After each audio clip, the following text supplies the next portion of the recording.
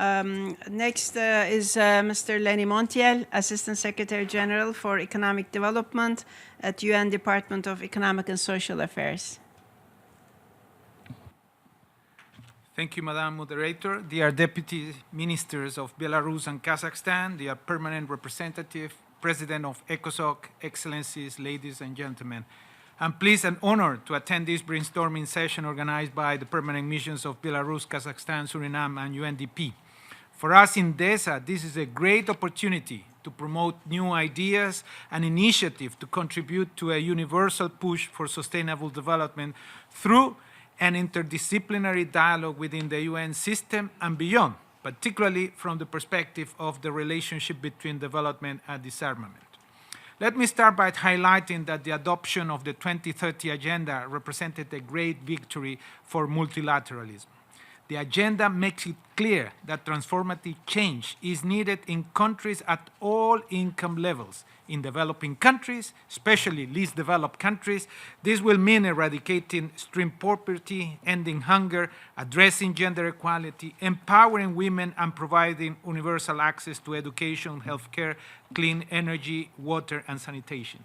The new Universal Agenda commits to leaving no one behind. Developed countries face the challenge of bringing the SDGs into the mainstream of policymaking, not confining them to the domain of development cooperation only.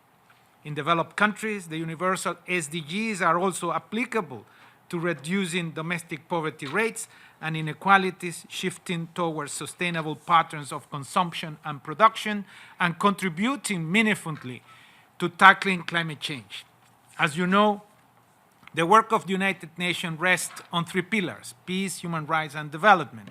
Therefore, peace and sustainable development are inextricably linked.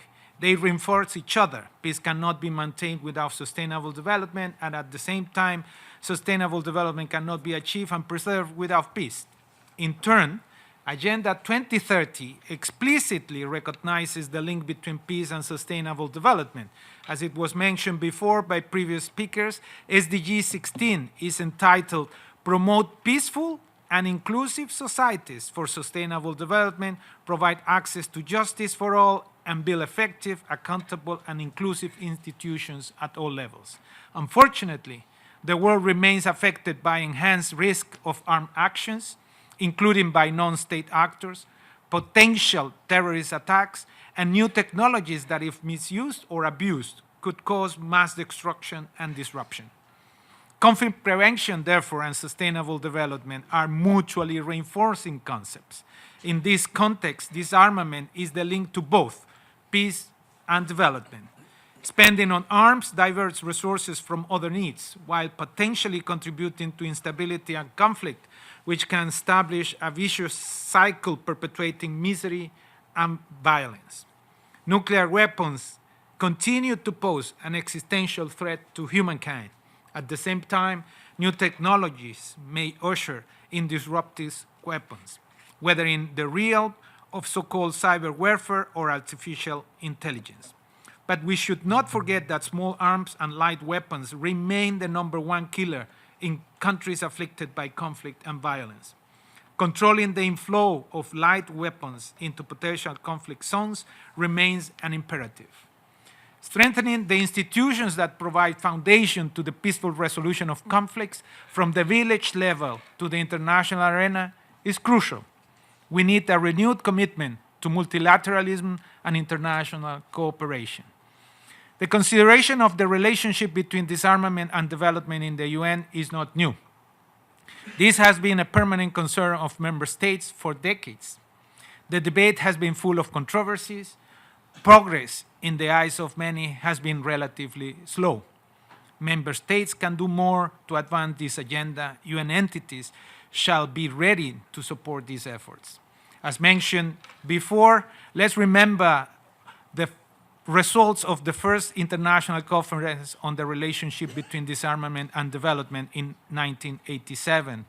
We can also mention the report of the group of governmental experts on the relationship between disarmament and development produced in 2004 as document A/59/119.